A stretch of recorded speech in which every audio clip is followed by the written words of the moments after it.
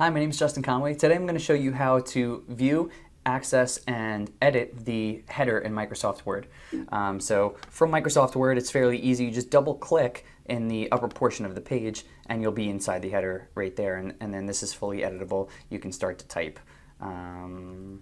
Good day to you. Okay, so that's the first way to do it. If for some reason you weren't able to double click in this area here, one reason could be that see, I have my ruler enabled here, and the top portion of the ruler is blue because that stands for my header area.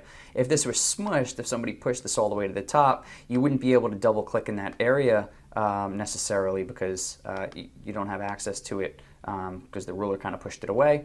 The way to get around this is either display your ruler and then pull it back down so that you have access, or go into View and go down to Header and Footer. And now you'll have that area accessible again. And that's how to display a header in Microsoft Word. My name is Justin Conway. I hope you enjoyed.